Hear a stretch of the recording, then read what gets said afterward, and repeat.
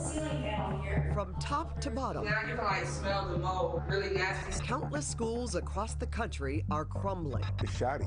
It's inadequate. Stunning. Now, our nationwide investigation uncovers the stunning hard numbers, showing that in every state, This is original flooring since 1927. and right here in the Southland, Separate but unequal facilities. it's all connected to race, ethnicity, and wealth. Why does the state still have this problem? Is it racist? Is it racism? Shouldn't every student have the same opportunities? Do you think that's fair? Do you think you're getting a fair shot?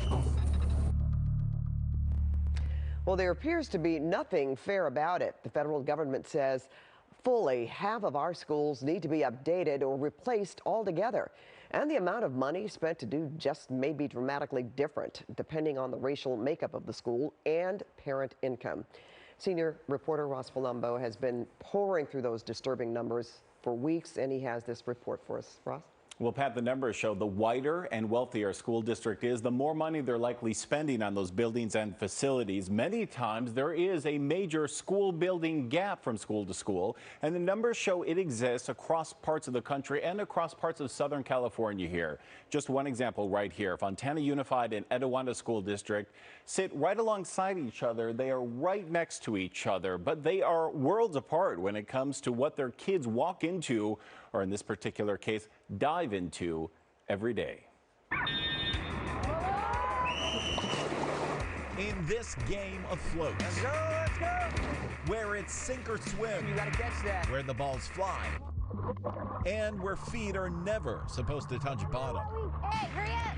Remember what we talked about yesterday. The Fontana Steelers water polo team has had its medal testing year after year. We've had 7 straight championships. And for years, their road to winning Yeah, this is our pool. How does it look? has been roughly paved. Not in the best condition. As you can see, the floor is tearing up here and there. Here, the filter and heater continually failed sinking practice for months. So it's pretty old. This 70-year-old pool isn't even regulation width. Have to be treading water all the time. Yeah, constantly treading. And it's not regulation depth. And I hit the floor all the time. I kick the floor. That means both in and out of the water. So you guys can't even train correctly when the pool's not deep enough. No. No athlete here can put their best foot forward. And this makes a big difference, huh? Yeah, it does.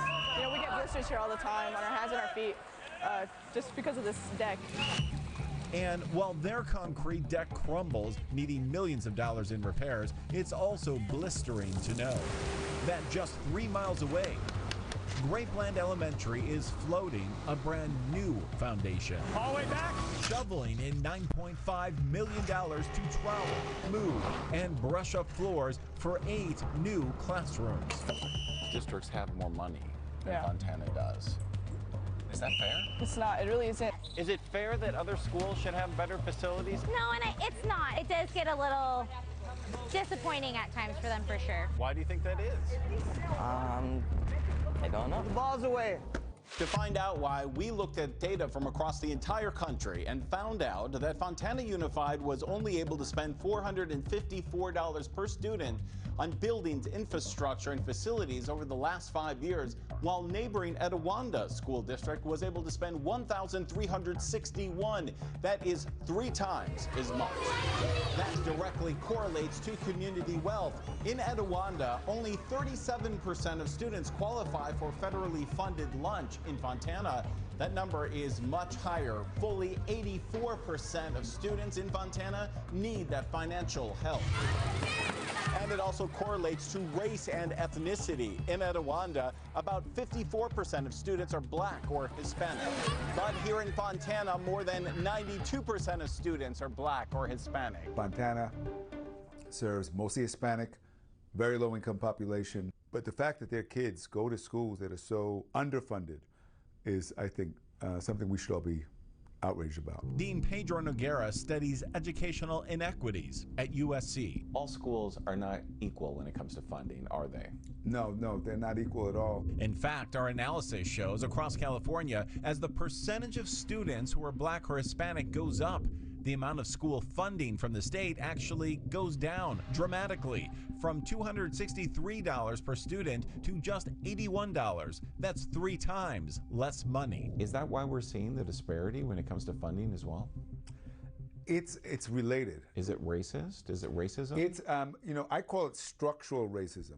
Structural racism, what it tells you, it's not about the intention of the policymakers, but because it's built into the way we have funded schools historically and continue to do so, it perpetuates racial inequities.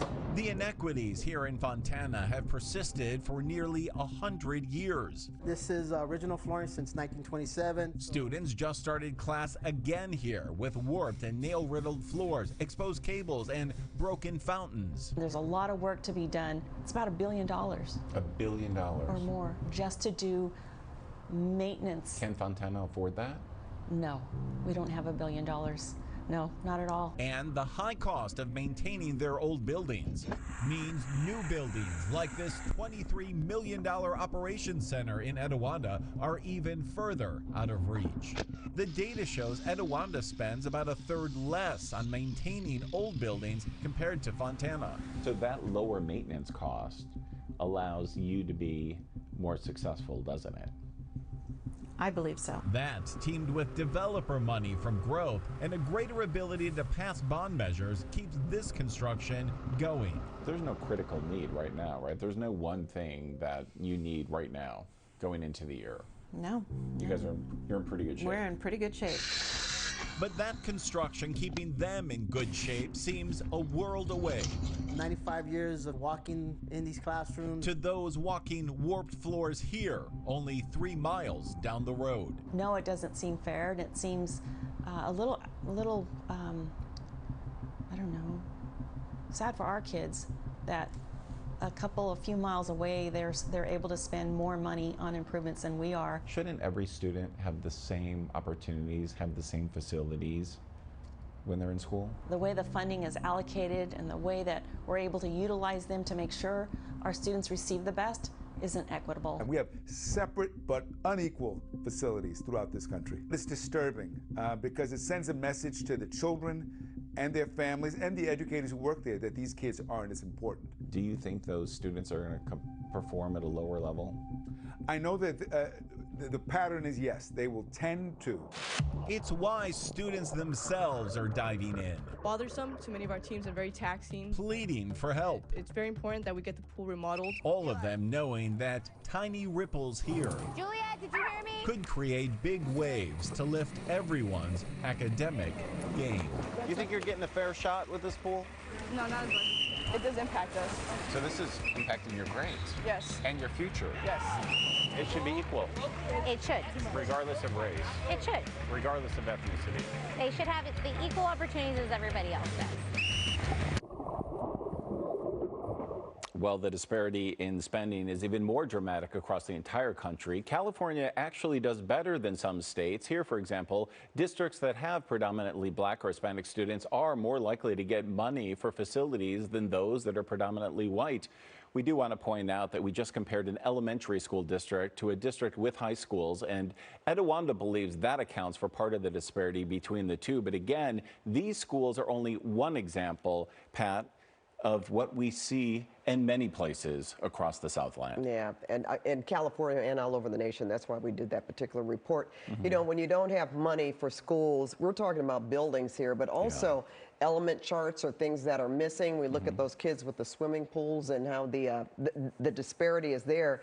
And I want to go back to the buildings themselves. When you hear people say, well, that's brick and mortar, what does that have to really do with the kids learning? But it does affect their education, their ability to learn. It sure does. Every expert we talk to says that the environment that these kids walk into actually determines the outcomes they're going to get from that education. Are they going to be able to pay attention? Is there air conditioning? Are there problems that are distracting them? And then the bigger issues, do they have the facilities like an actual proper pool to play water polo that is regulation so they can actually do the sport and succeed? Compete and apply for scholarships to college. Exactly. All of it goes to the same thing.